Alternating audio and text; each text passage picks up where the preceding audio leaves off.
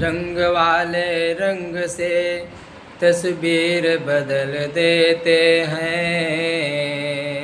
रंग वाले रंग से तस्वीर बदल देते हैं।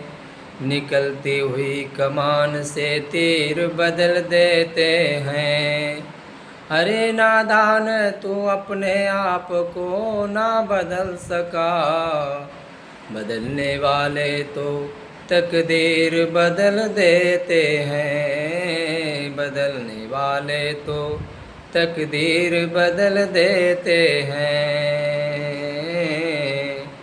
तकदीर बदल देते हैं। कछु लेना न देना, मगन रहना मगन रहना। कछु लेना न देना, मगन रहना। कछु लेना न देना, मगन रहना। कछु लेना न देना, मगन रहना। गहरी नदिया नाव पुरानी, गहरी नदिया नाव पुरानी।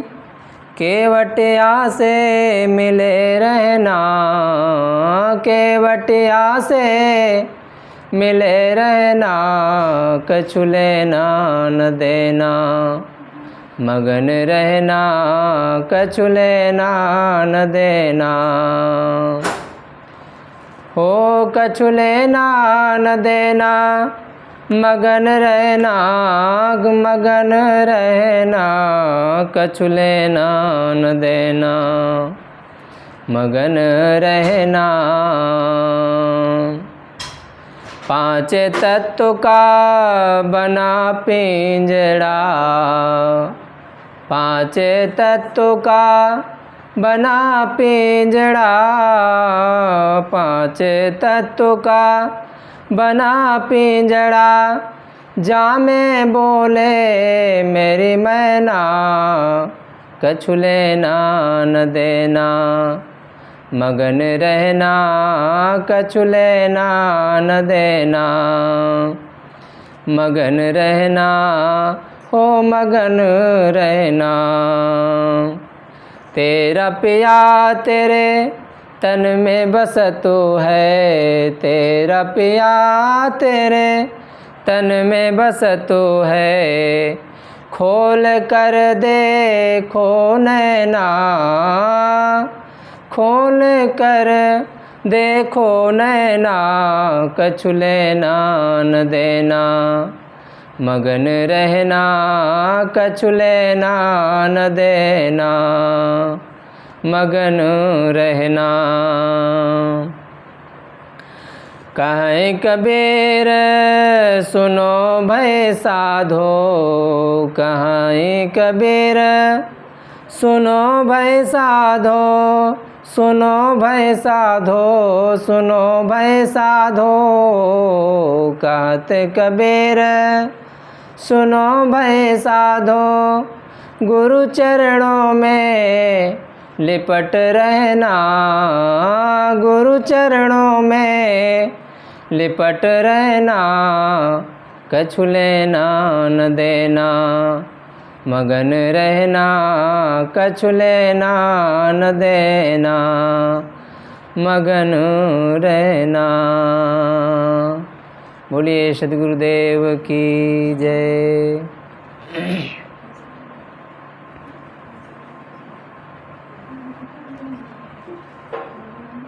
राजन ठीक है ना, शांति से बैठो।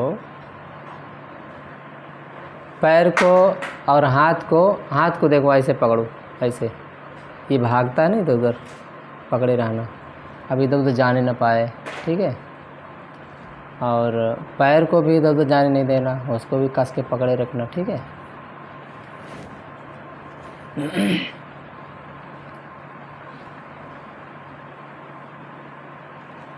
कछु लेना न देना, मगन रहना। बहुत बढ़िया सदगुरु कबीर साहब की वाणी है।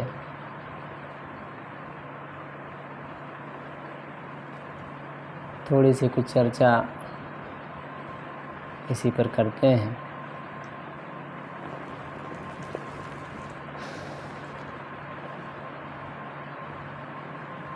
कछु लेना न देना मगन रहना, कछु लेना न देना मगन रहना।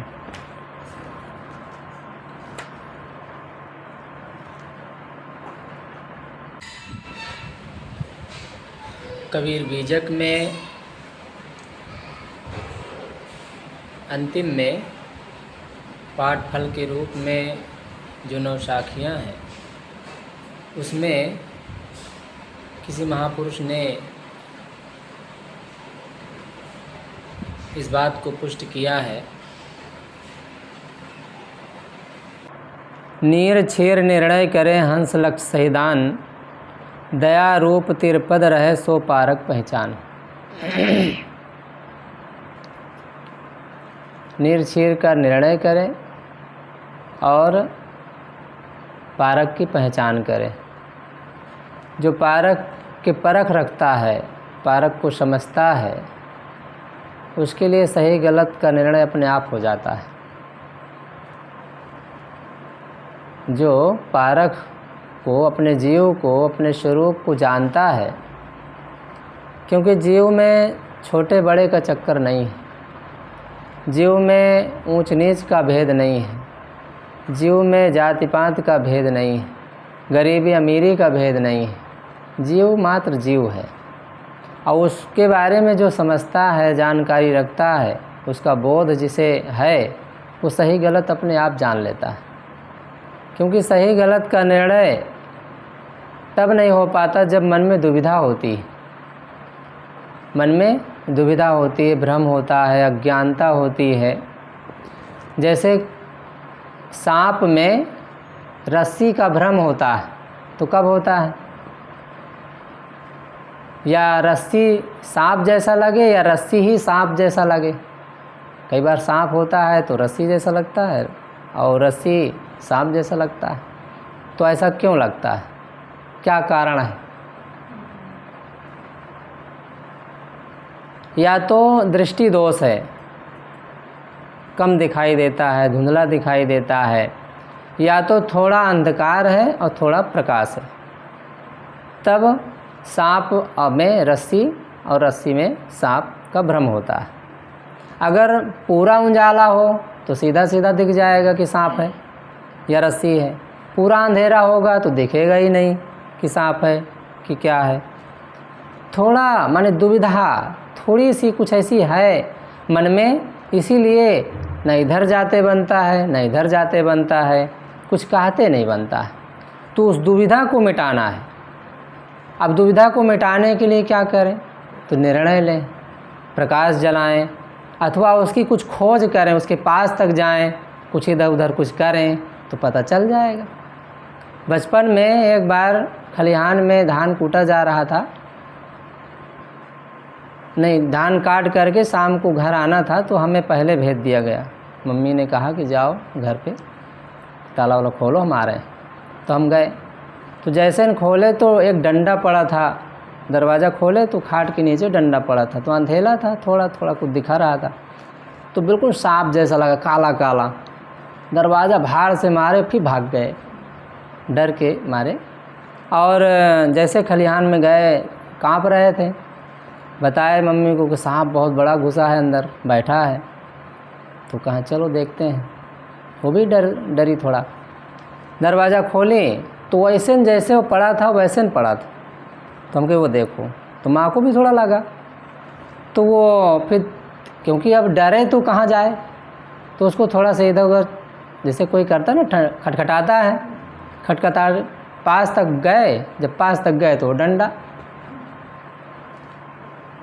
डंडा मिला और फिर उसको हटाए। हमें भी डांटे कि तुम सांप के नाम पर कितना मन में वो कर दिया। तो ये होता है। देखो अगर वो डर के वो भी बंद कर लेती दरवाज़ा तो दरवाज़ा ना खुलता, और रात भर फिर कहाँ रहते। मन में यही होता, लोगों को बुलाओ, सांप घुसा है, तमाम तरह की बातें। लेकिन हिम्मत करके पास तक गई और सांप का भ्रम खत्म हो गया। ऐसे ही जब हमारे मन में कोई दुविधा होती है तो उसकी तह तक जाना चाहिए। जब जाएंगे तो समझ में आ जाएगा कि सही क्या है गलत क्या है। तो उसी का साहब यहाँ पर कहते हैं कि नीर छीर निर्णय करे, माने सही गलत का निर्णय करो। जैसे हंस होता है तो दूध में से पानी छोड़ करके और सब खा लेता है, तो हो सकता है उसके दांत में या उसके चोंच में कुछ ऐसे द्रव हो, पदार्थ हो कि वो चोंच डालते ही वो फट जाता हो और छेना छेना ले लेता हो और पानी छोड़ देता होगा, कुछ ऐसा हो सकता है। अब ये बात प्रमाणित नहीं है हमारे अंदर, लेकिन कहावत में बात चलती है, समझाने के लिए बात कहा जाता है। वहाँ फिट हो या ना हो, लेकिन अपने जीवन में वो बात फिट होती है, सही गलत का निर्णय। क्योंकि नीर छीर निर्णय करे हंस लक्ष्य सैदान, यहाँ हंस का माने सामने रख करके उदाहरण दिया गया कि जैसे हंस सार को ले लेता है, सार को छोड़ देता है, जैसे चींटी सार को ले लेती है, सार को छोड़ देती है, ऐसे हमें भी चाहिए कि सही को ले लें, गलत को छोड़ दें।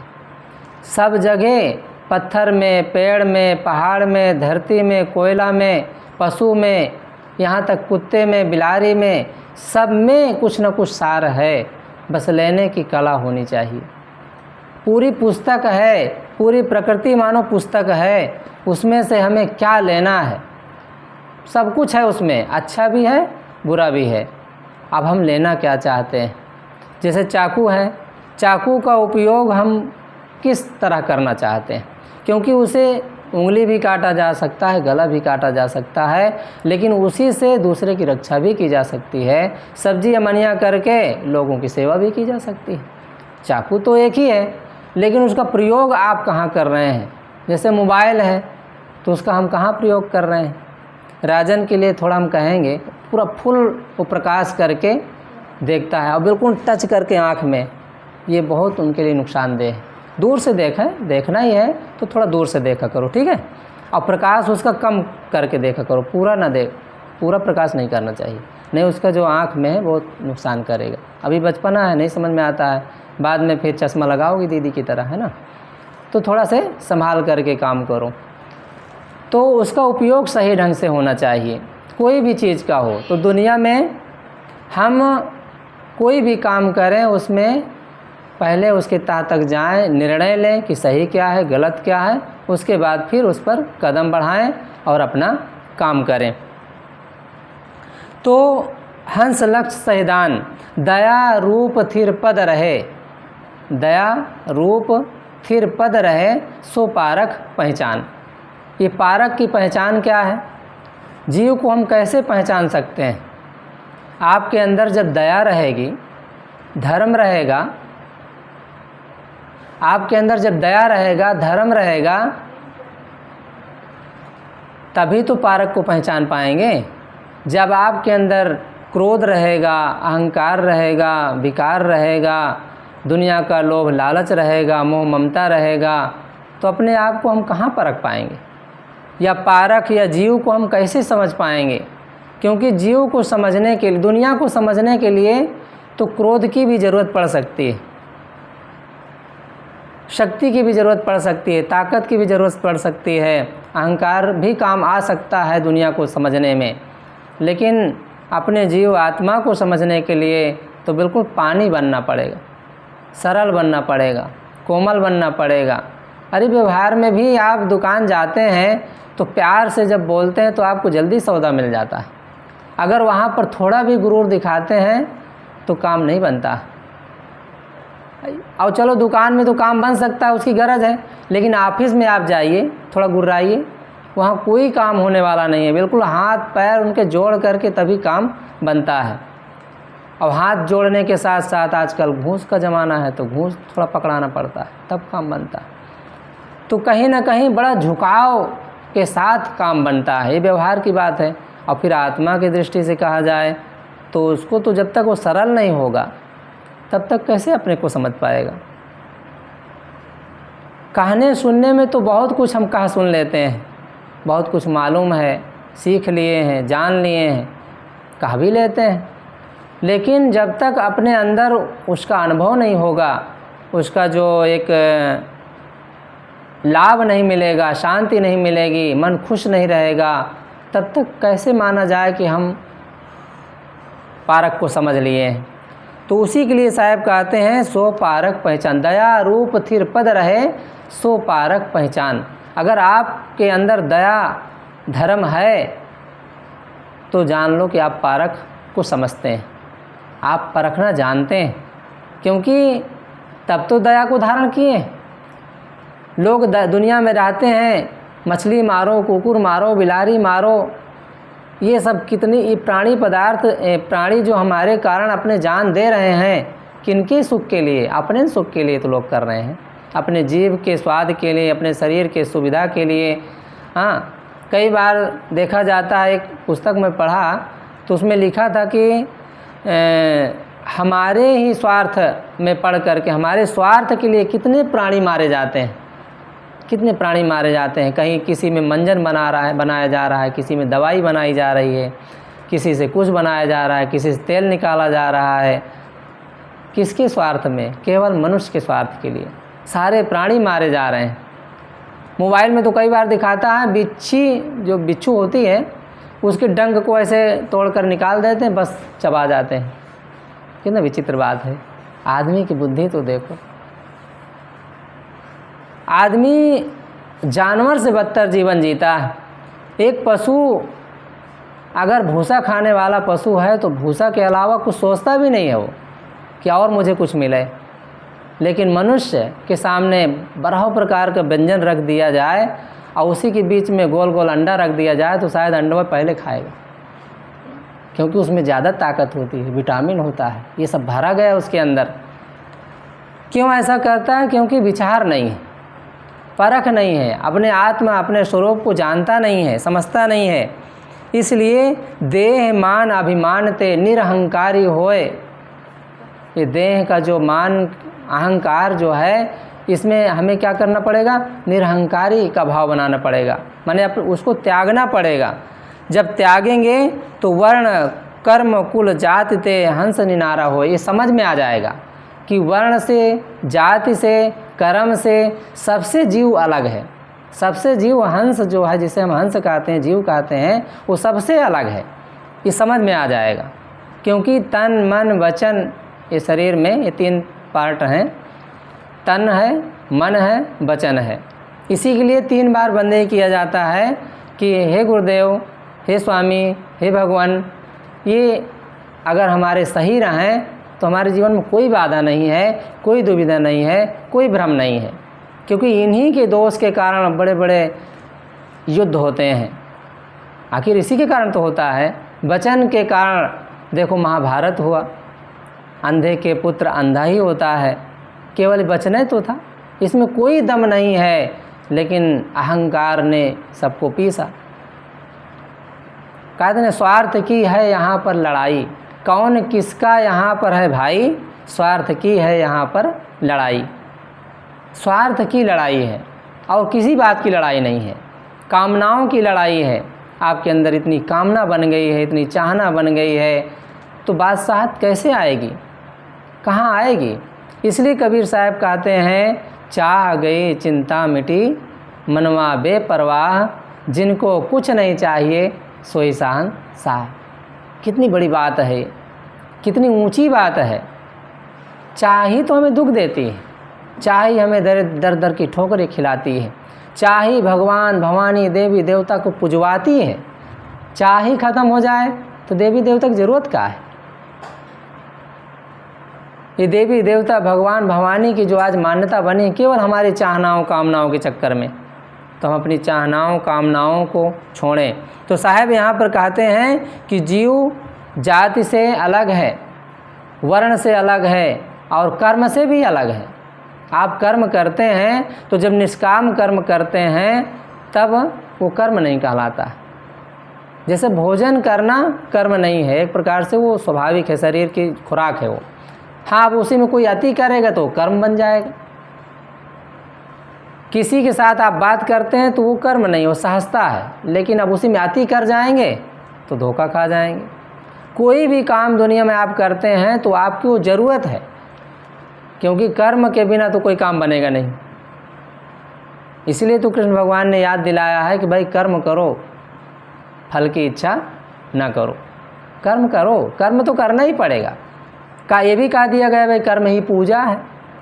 तो पारखी संत उसे थोड़ा संभाल देते हैं कि भाई कर्म ही पूजा है, तो मछुआरा भी कह सकता है कि मैं कर्म कर ही तो रहा हूँ, तो कर्म पूजा कैसे हो सकता है। तो उसमें संत सुधार देते हैं कि भाई शुभ कर्म करो तब पूजा बनेगा। तो शुभ कर्म में मछली कट गई, माने मछली का काम खत्म हो गया, उसको नहीं मारने का भाव जगेगा। शुभ कर्म में मिलावटबाजी करने का मन नहीं होगा। शुभ कर्म में घूसखोर का काम नहीं कर पाएंगे। आप स्कूल में हैं, बच्चों के साथ अच्छा व्यवहार करने का प्रयास करेंगे, पढ़ाने का प्रयास करेंगे। या आप दुकान में हैं तो कांटा मारने का भाव नहीं जगेगा, क्योंकि शुभ कर्म पर आपकी दृष्टि है। और केवल कर्म पर दृष्टि है तो मछुआरा को भी रास्ता मिल जाता है, और दुकान वाले को, घूसखोर को, सबको रास्ता मिल जाता है, क्योंकि कर्म ही पूजा है। कर्म करो, अपने आप पूजा बन जाए। लेकिन शुभ कर्म करोगे तब वो पूजा बनेगा। जैसे मीठा बोलोगे तभी तो लोगों को खुशी मिलेगी। जब आप मीठा नहीं बोलेंगे, कटु बोलेंगे, तो कौन आपसे खुश रहेगा। आपको बंदगी करने में शर्म लगती है, भाव नहीं जग पाता है, तो कहाँ से खुशी मिलेगी। जब एक जैसे घर में कोई काम कर रहे हैं, कोई भोजन बना रहा है या कोई बर्तन मांज रहा है, हम बैठे आलसी बने बैठे हैं, तो संतोष कैसे मिलेगा।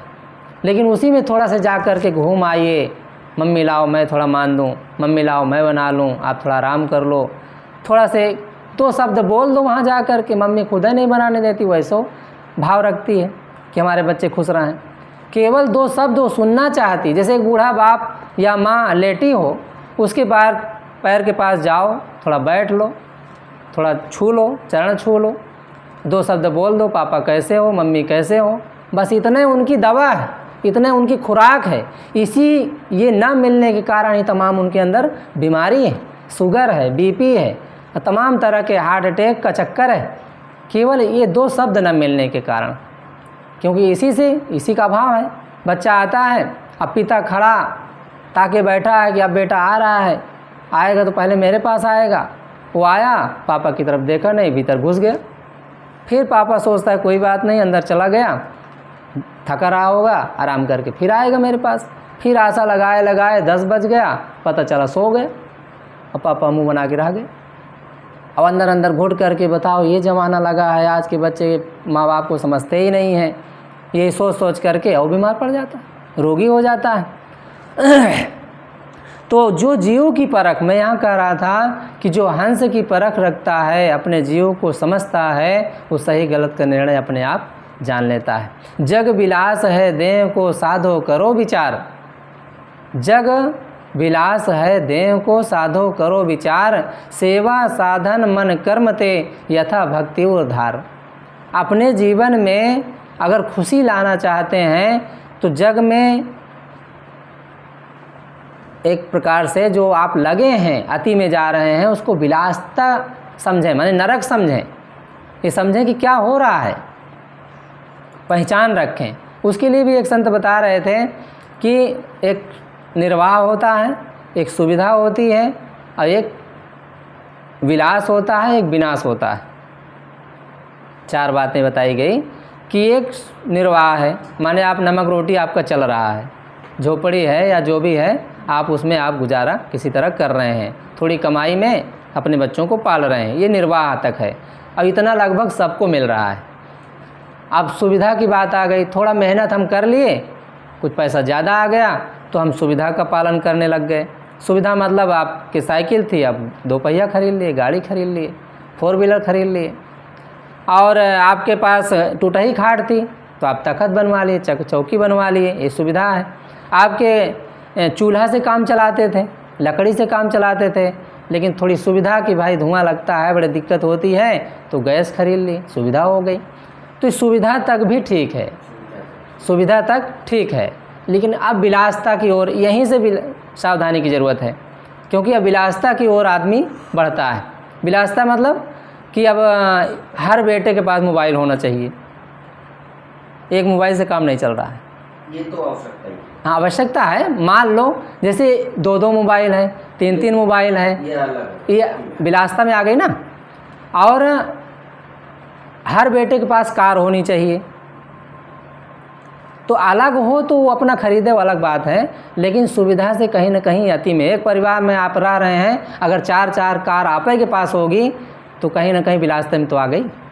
आवश्यकता से ज़्यादा, हाँ माने जो भी आप आवश्यकता से ज़्यादा आप सोचेंगे कहीं ना कहीं वो आप धोखा खाएंगे, है ना, वो नुकसान पहुंचाएगी। तो वो विलासिता में आता है। और विलासिता का मतलब है विनाश। जैसे हम विलासिता में आगे बढ़ेंगे तो विनाश की ओर हमारा रास्ता जाएगा, क्योंकि जितना पैसा आपके पास होगा, जितना विलासिता होगी, आपके बच्चे आलसी, निकम्मा, कमज़ोर यही अक्सर बनते हैं। देखा जाता है कई घरों में बड़े बड़े लोगों के यहाँ कि आप पैसा मतलब भर मिल ही जाता है तो जाके दोस्तों में तमाम तरह के दारू बियर सब करते हैं, अंडा खाते हैं, बैठ करके पार्टी करते हैं। और उनको क्या पता है कि पैसा कहाँ से आ रहा है, कितनी मेहनत से आ रहा है, कैसे माँ बाप कमाते हैं, ये उनको कहाँ पता है, बस उड़ा रहे हैं। फिर धीरे से वही फिर आपके घर को बेचेंगे, दुकान को बेचेंगे, गहन धरेंगे, लोन लेंगे। एक बच्चा स्कूल में आश्रम में जुड़े रहे, उनके माँ बाप जुड़े रहे, और इलाहाबाद में वो जुआ खेल करके कोई पता नहीं पाया, उसके माँ बाप कई लाख रुपया जुआ में खेल डाला, सब हार गए। अंततः उनको गांव छोड़ करके चोरी चोरी भागना पड़ा। तो ये होता है। अब ये कहाँ से आई, क्योंकि अब विलासिता में बच्चा जो मांगता है बस देते चले गए, कभी चेक नहीं किए। 10 बजे रात में आ रहा है खा पी करके, कहाँ से आ रहा है कोई चेक नहीं है, कोई जानकारी नहीं है, माँ बाप इस पर ध्यान नहीं देते। कहाँ बात हो रही है, कोई बात नहीं है, कोई जांच नहीं, कोई पड़ताल नहीं। हमारे बच्चे बहुत अच्छे हैं। कोई अगर शिकायत भी करता है तो तमाम तरह के दबाव उसमें डाल दिया जाता है, नहीं हमारे बच्चे ऐसे हो ही नहीं सकते। तो बच्चों का मन बढ़ते बढ़ते बढ़ते एक दिन इतना बढ़ जाता है कि सब गड़बड़ हो जाता है। तो सावधानी की दृष्टि से, ऐसा नहीं कि बच्चों पर विश्वास ना रखो, विश्वास तो करना पड़ता है भाई, स्कूल जाएंगे और भी हाँ सब काम उनसे करवाना है, विश्वास रखना पड़ता है। लेकिन उनसे थोड़ा पूछो, उनसे थोड़ा बात करो, चेहरा में चेहरा मिला के थोड़ा बातें करो, तो उनके दिल की बात पता चलेगा कि भाई क्या सच्चाई है ना। कई बार उनसे बात ही नहीं हो पाती है। कोई 6 बजे खा रहा है, कोई 7 बजे खा रहा है, कोई 8 बजे खा रहा है, कोई 10 बजे खा रहा है, सब बिल्कुल अलग थलग व्यवहार है, सब अपने अपने ढंग से सो जाते हैं। तो एक दूसरे के दिल की बात समझ में नहीं आती। तो एक दूसरे के दिल की बात भी समझते रहना चाहिए। इसलिए संतों ने नियम बनाया कि भाई एक साथ भोजन करो, कम से कम दिन भर में और नहीं खा सकते तो शाम का भोजन कम से कम एक साथ होना चाहिए। तो वही में एक दूसरे के चेहरा पढ़ने का मौका मिल जाएगा।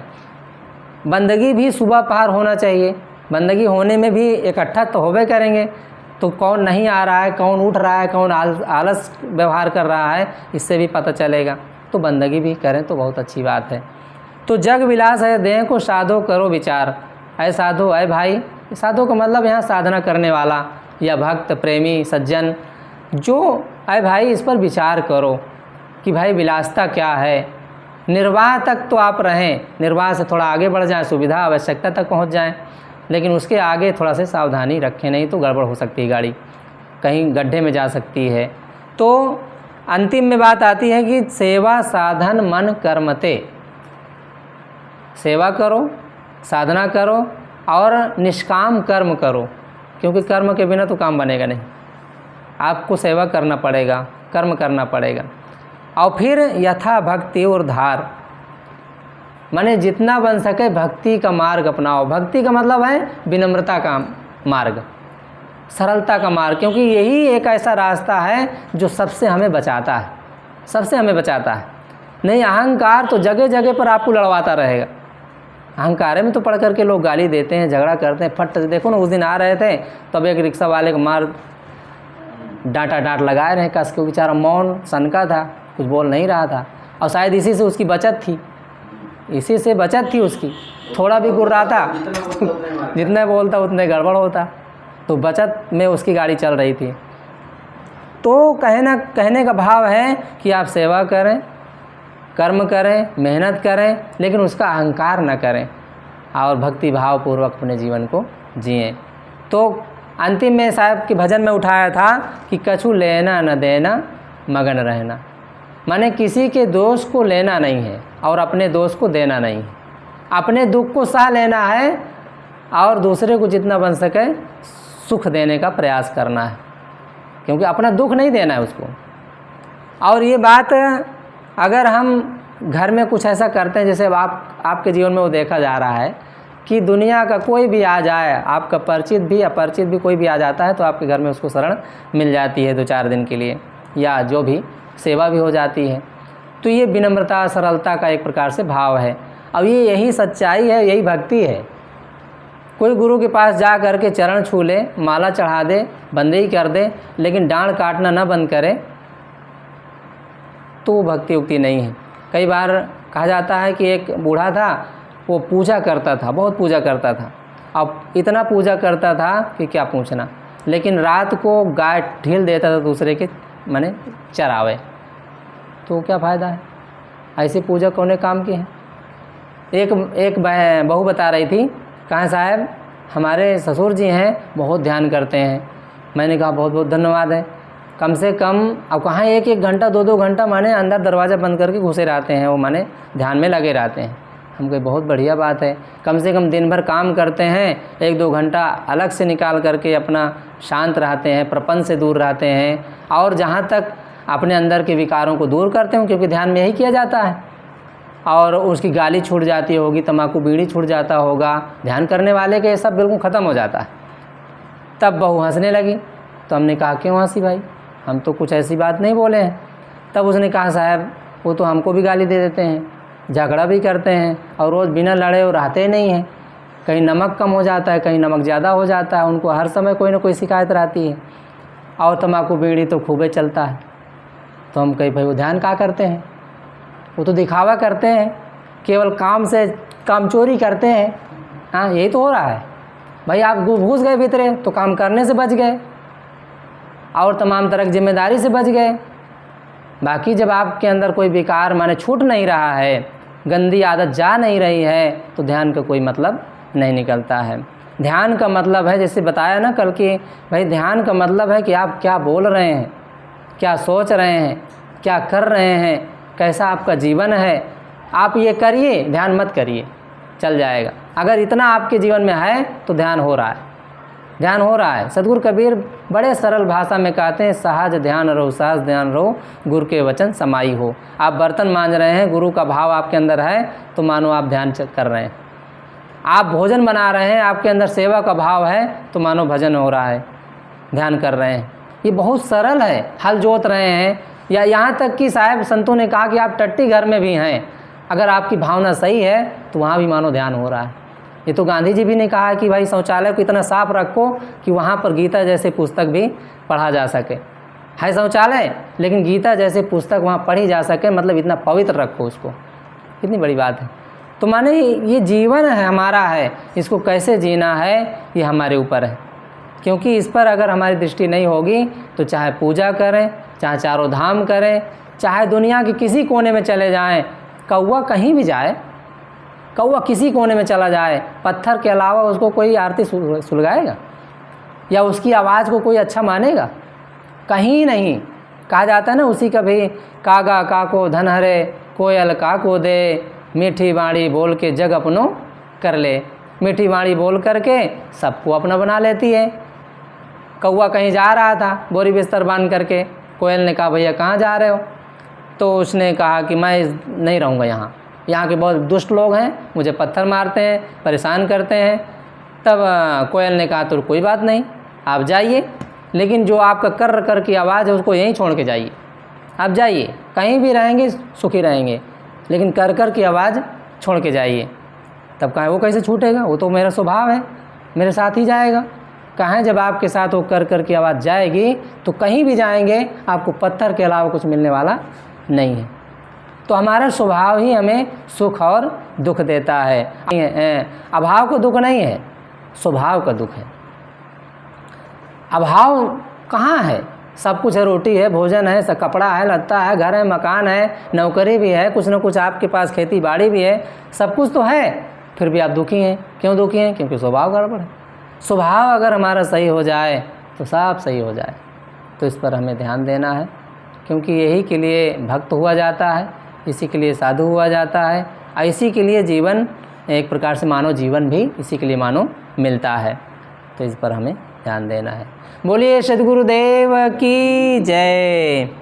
कछु लेना न देना, मगन रहना। शायद बंदगी से।